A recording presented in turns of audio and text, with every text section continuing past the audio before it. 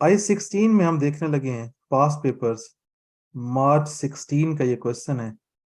ये हमारे पास क्वेश्चन है, रिक्वायरमेंट पढ़ते हैं। For the year ended 31 December 2013, 14 and 15, 3 साल है मेरे पास, 13, 14 and 15। Compute the relevant amounts to be included under each head in the income statement and statement of financial position. Notes to the financial statements are not required. Okay. इसका मतलब 13, 14, 15 में income statement और balance sheet में इन 3 सालों में क्या क्या जाएगा वो हमने फाइंड आउट करना है, और इसमें नोट्स नहीं बनाने। यानी कि मैं यहाँ पे लिख देता हूं नोट्स नॉट रिक्वायर्ड। सवाल पढ़ना शुरू करते हैं। 1 Jan 2013, Delta acquired specialized machine for its production department. Available information is as follows. इसका मतलब है इनिशियल मेजरमेंट का कॉन्सेप्ट अप्लाई करके मुझे कॉस्ट को ढूंढना है सबसे पहले। ओके, चूंकि ये हमारे पास ट्रिपल जीरोस है सब में, हम इनको रुपीज एंड थाउजेंड यूज कर लेते हैं। सोल्यूशन में आते हैं, हमने कॉस्ट ऑफ द मशीन बनाना है और रुपीज एंड थाउजेंड है। वापस आते हैं सवाल पे। सबसे पहले हमारे पास है जी लिस्ट प्राइस 9200, यहां पे ले जाते हैं लिस्ट प्राइस 9200। आगे क्या है जी, फ्रेट चार्जेस। जाहिर सी बात है, जो चीज मैंने खरीदी है उसके ऊपर मुझे किराया लगा के अपनी बिल्डिंग में लाना पड़ेगा, तो ये मेरे लिए रेलेवेंट है। अगर ये मैं ना करूं तो एसेट मेरे पास नहीं आ सकता, एसेट मेरे पास नहीं आ सकता तो मैं उसको यूज नहीं कर सकता।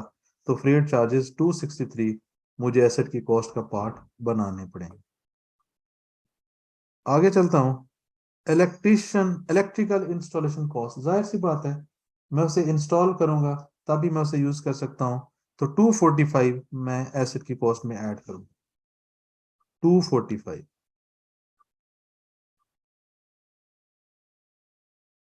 इलेक्ट्रिकल वर्क है ये।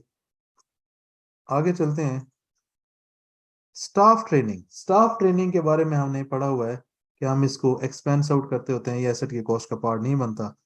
प्री प्रोडक्शन टेस्टिंग, यस, ये हमने एसेट की कॉस्ट का पार्ट बनाना है, क्योंकि हम एसेट टेस्ट करेंगे तब हम उसको यूज कर सकते हैं।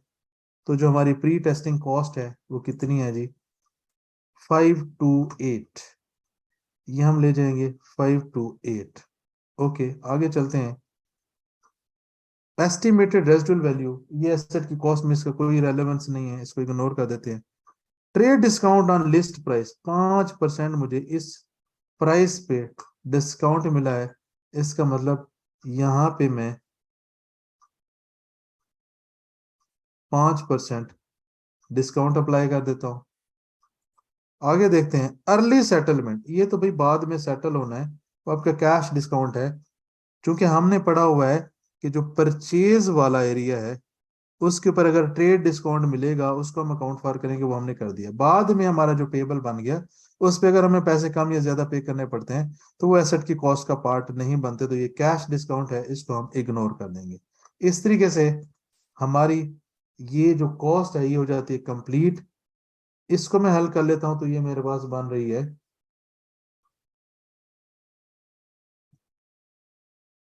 9200 का मैं 5% जब लेता हूँ ये बनता है 460। 9200 में से मैं इसको माइनस करता हूँ तो ये है जी 8740। 528 प्री टेस्टिंग जो कॉस्ट है वो है 193, बेसिकली 193 लेते हैं, इसको सही कर लेते हैं 193। फिर मेंटेनेंस कॉन्ट्रैक्ट, बाद में मेरा एसेट मेंटेन होता रहेगा, ये डे टू डे एक्सपेंसेस हैं, ये मेरी एसेट की कॉस्ट का पार्ट नहीं बना, ये चीज रह गई थी और यहाँ पे हमने पुट करते हुए रॉन्ग कैलकुलेशन कर ली थी, अब हम इसको दोबारा कैलकुलेट करते हैं। 8740 263 245 193 9441 लिया, 193 आएगा। मेंटेनेंस कॉन्ट्रैक्ट, ये तो सिंपल एक एक्सपेंस है जो डे टू डे एक्टिविटी है, हमें एसेट को मेंटेन करते रहेंगे और हम उसको एक्सपेंस आउट करते रहेंगे। अब मेरे पास एसेट इस कॉस्ट पे आ गया। जो चीज मैंने बनानी है 13 14 15 में, उसके लिए मुझे वर्किंग नोट बनाना पड़ेगा। मुझे एसेट की कॉस्ट चाहिए होती है, वो मेरे पास आ गई। अब मैं अपना ये वर्किंग नोट बना सकता हूँ। मेरे पास ये फॉर्मेट है। अगर मैं डेट देखूं, डेट क्या है जी, 1 जनवरी 2013, 1/1/13 पे मेरा ये वर्किंग नोट स्टार्ट होगा। 1/1/13 पे जो इनिशियल मेजरमेंट से कॉस्ट आई वो मैं यहाँ ले आऊंगा, 9441 और ये मेरी सारी हो जाएंगी नील। अब अगर मैं देखूं बाकी मेरे लिए रेलेवेंट क्या इंफॉर्मेशन है, ताकि मुझे आइडिया हो जाए कि मैंने डेप्रिशिएट कैसे करना है, आगे कोई और इन्फॉर्मेशन है या नहीं है। एक दफा मैं सवाल पढ़ लेता हूँ।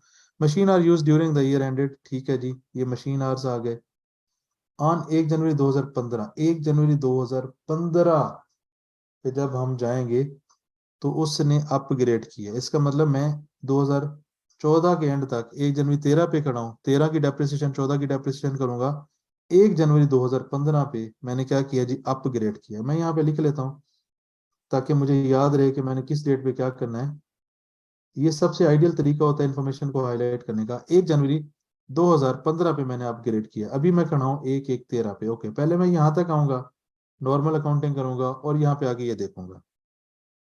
The machine by adding new component at cost of, ठीक है, upgrade led to reduction in production time per time of good. अगर आपको याद हो ये वाला कॉन्सेप्ट, अगर कोई हम ऐसी कॉस्ट लगाते हैं जो उसकी कैपेसिटी को बढ़ाए, जो उसकी परफॉर्मेंस को बढ़ाए, जो उसकी प्रोडक्शन को बढ़ाए, तो हम इसको कैपिटलाइज करते थे। तो जब ये कॉन्सेप्ट मेरा टाइम आएगा 1/1/15, तो उस कॉन्सेप्ट को मैं यूज करूंगा। Upgrade also increase estimated remaining life, बिल्कुल ठीक है, ये सारी चीजें वही आ गई। इसका मतलब 1/1/15 पे एक एक्टिविटी है, पहले मैं 1/1/15 तक जाता हूं, फिर मैं आगे 1/1/15 पे ये चीज देख रहा हूँ।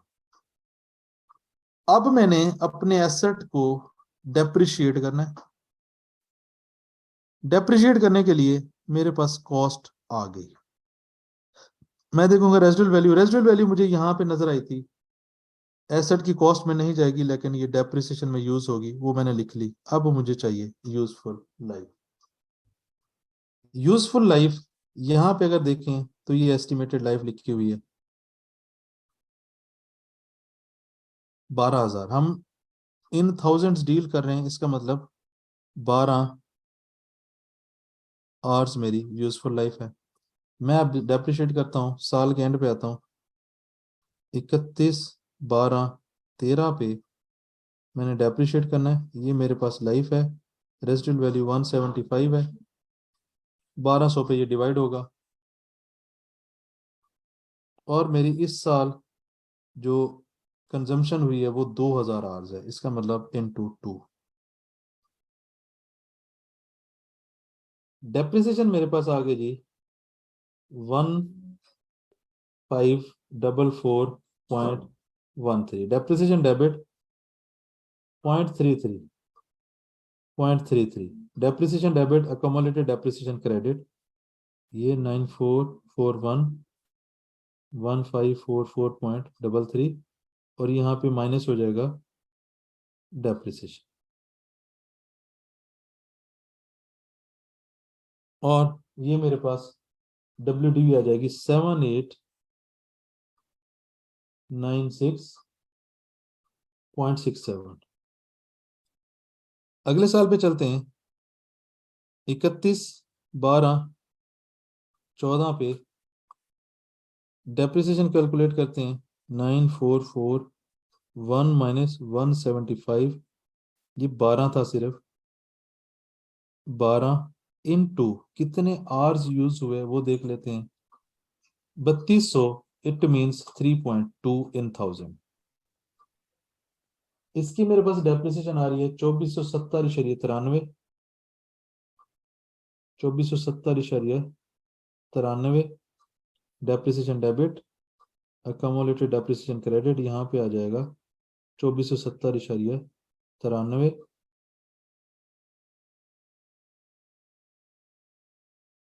9441। अकोमोलेटेड डेप्रिसिएशन मेरे पास होगी 4015.26। और WDV आ गई मेरे पास 5425.74। नेक्स्ट इंफॉर्मेशन मेरे पास थी 1 जनवरी के ऊपर ये अपग्रेड हुआ है, और जो हमने कैपिटलाइजेशन वाला क्राइटेरिया पढ़ा था वो सारे का सारा मीट हो रहा है। तो मैं 1 जनवरी 2015 पे इसको कैपिटलाइज करूंगा।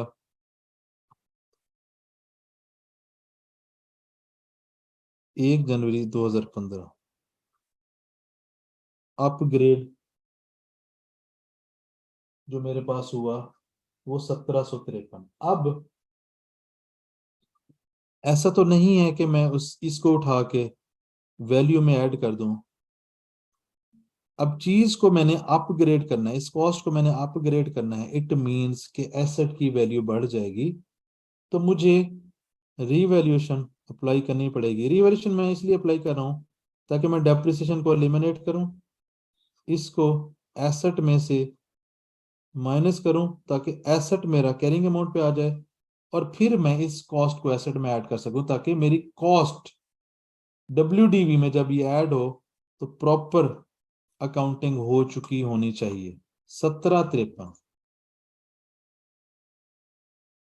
अब मेरे पास जो WDV बन रही है वो 7178.73 है। यहाँ पे नील हो गया, और यहाँ पे 1753 जब ऐड होगा तो ये मेरे पास कॉस्ट वही बन जाएगी 7178.73।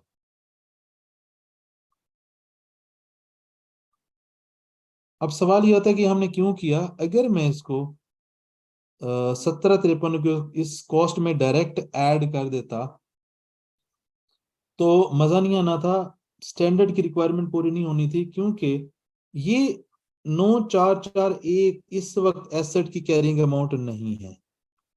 इसकी कैरिंग अमाउंट ये होनी चाहिए थी। उसके लिए मुझे अपनी डेप्रिसिएशन को एलिमिनेट करना पड़ेगा, एसेट की कॉस्ट में से लेस करना पड़ेगा, ताकि मैं WDV पे आ जाऊं और उसमें मैं ये 1753 ऐड कर सकूं। अब हम चलते हैं आगे। मुझे किस किस साल की कैलकुलेशन करनी थी, सवाल पे जाके देखता हूँ। 13 में कर चुका हूँ, 14 में कर चुका हूँ, 15 के एंड पे आना है मैंने। इसका मतलब 15 की डेप्रिसिएशन मुझे कैलकुलेट करनी पड़ेगी। 31/12/15 डेप्रिसिएशन। 31/12/15 पे डेप्रिसिएशन कैलकुलेट करनी है। 1/1/5 पे एक चीज और भी हुई थी, यहाँ पे रेजिडुअल वैल्यू भी चेंज हुई थी।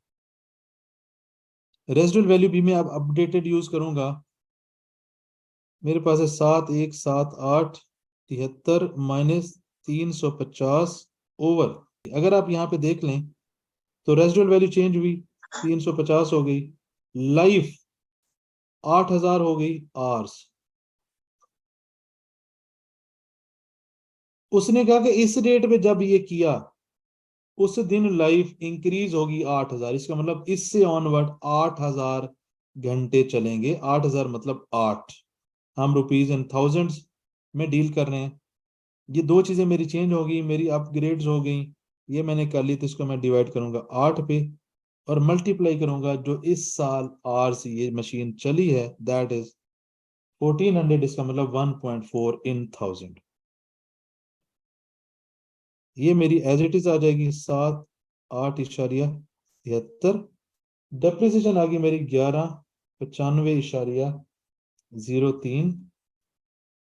Depreciation debit, accumulated depreciation credit, closing value यही बन गई मेरी 03।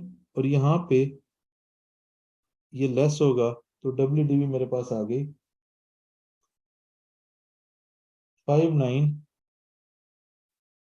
83.7। तो इस डेट तक मैं आ गया जिस डेट तक मैंने अपनी चीजों को बैलेंस शीट और इनकम स्टेटमेंट में शो करना है। अब मैंने इनको दिखाना है बैलेंस शीट में और इनकम स्टेटमेंट में। इसका मतलब मैंने बनाने हैं एक्सट्रैक्ट्स। ओके, मुझे पता है मैंने कंपनी का नाम लिखना है, स्टेटमेंट का नाम लिखना है। अब यहाँ पे ईयर्स नहीं लिखूंगा क्योंकि 3 साल है। एज एट कंपनी का नाम, स्टेटमेंट का नाम, ईयर नहीं लिखूंगा फॉर द ईयर, और एक्सट्रैक्ट में लिख लूंगा कि ये फर्ज है। रुपीज एंड थाउजेंड्स में मैं डील कर रहा हूं, और मेरे पास क्या है जी, ये 3 साल है, 13, 14, 15, 13, 14 और 15। जब मैं एसेट के एक्सट्रैक्ट्स बनाता हूं तो मैं देखता हूं कि क्लोजिंग बैलेंसेस इस इन डेट्स पे क्या क्या है। 13 के एंड पे मैं देखता हूँ जी मशीन, मेरे पास क्लोजिंग बैलेंस कितना है उसको मैं देख लेता हूँ जी। 13 के एंड पे मशीन मेरे पास आ रही है 7896.67, या मैं इन दोनों को नेट करके लिख लेता हूँ 9441,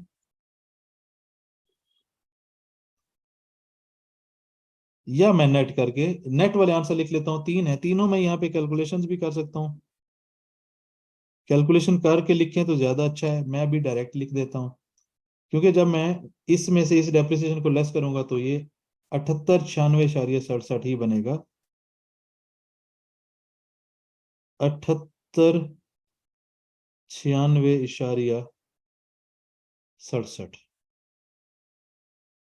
ओके, फिर मैं ये 13 का एंड 14 के एंड पे जाता हूं तो यही नेट फिगर बनेगी 5425.76। 5425.76।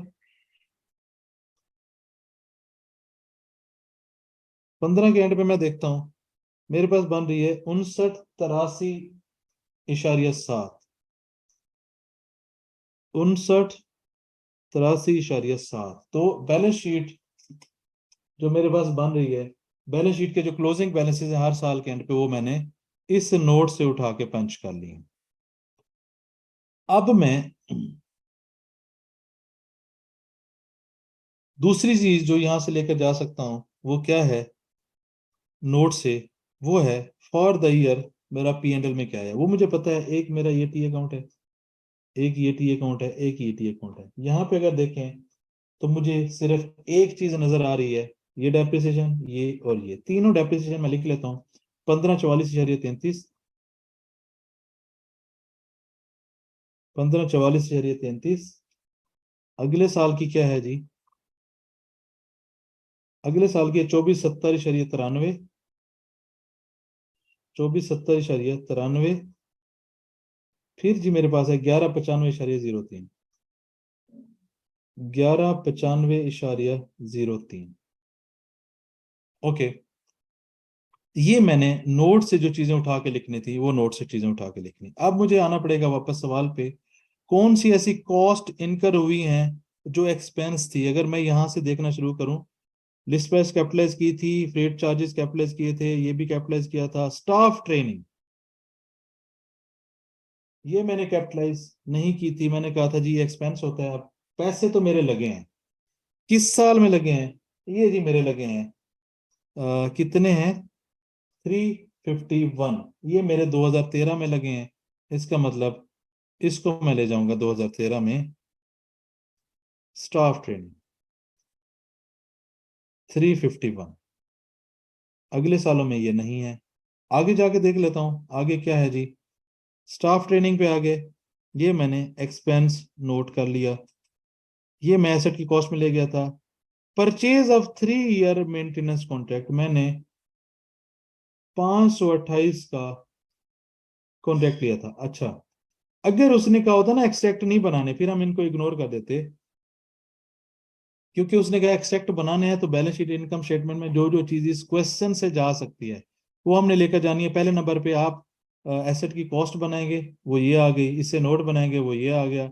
नोट से जो चीजें बैलेंस शीट इनकम स्टेटमेंट में ले जानी थी वो हम ले गए। अब अगर बाकी कोई इनकम एक्सपेंस हुआ है और वो आपके सवाल में है तो वो भी आपको देखना पड़ेगा। 528 का मेरे पास कॉन्ट्रैक्ट है।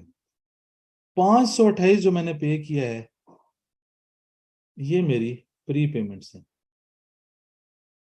मैंने परचेज कर दिया है, मैंने ये दे दिए हैं, इसका मतलब ये मेरा एसेट है।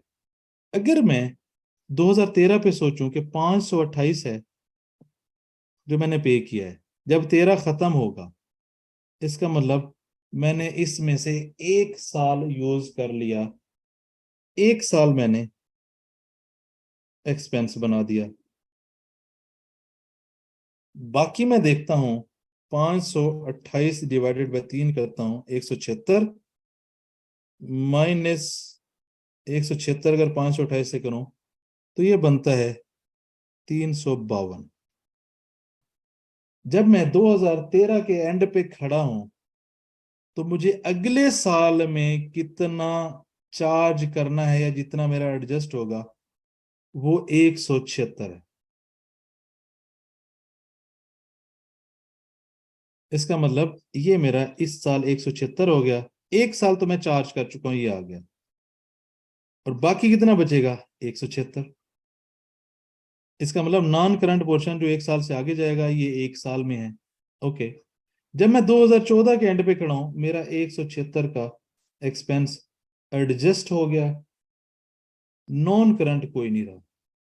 इसका मतलब यहां पे 176 आ जाएगा। नॉन करंट तो वैसे खत्म हो गया और 2015 में ये मेरा एक्सपेंस चार्ज होगा तो मेरा करंट भी खत्म हो गया। ये मैं दोबारा रिपीट कर देता हूं। 528 मेरे पास प्री पेमेंट्स हैं। पहले साल में 176 चली जाएंगी तो 352 बन गई। 176 मेरी इनकम स्टेटमेंट में एक्सपेंस के तौर पे आ गई। मेरे पास बाकी जो प्री पेमेंट्स हैं वो 352 है। इसमें से अगले साल यानी कि 14 में 176 एडजस्ट हो जाएगी। इसका मतलब एक मेरी नॉन करंट है अभी, ये एक नॉन करंट में आ गई और ये एक करंट में आ गई। जब मैं 2014 के एंड पे खड़ा हूं तो 2014 में इसमें से मजीद 528 में से 176 एडजस्ट हो गया, ये 176 और एडजस्ट हो गया तो बच गया 176। यहाँ पे 176 आ गया। बाकी जो 176 बना ये अगले साल में एडजस्ट हो जाएगा। इसका मतलब ये करंट पोर्शन है, नॉन करंट से सारा खत्म हो गया। तो इस तरीके से हमने इस प्री पेमेंट को देखा है। देन हम क्वेश्चन पे वापस मूव करते हैं। क्वेश्चन में कोई और चीज है जिसको हमने देखना है। ये हो गया, रेजिडुअल वैल्यू हमने यूज कर ली है, ट्रेड डिस्काउंट हमने यूज कर लिया, कैश डिस्काउंट। अगर ये एसेट की कॉस्ट नहीं बना लेकिन ये मेरी इनकम तो है, इसका मतलब मुझे इसको इनकम स्टेटमेंट में लेकर जाना पड़ेगा। और सेटलमेंट कैसे होगा भाई? मेरे पास 9200 था, 460 ये 5% मुझे मिला था। इसका मतलब मैंने बाकी पेमेंट करनी थी कितनी, ये हम कैलकुलेट कर लेते हैं। 460 8740 ये मैंने कैश पे करना था।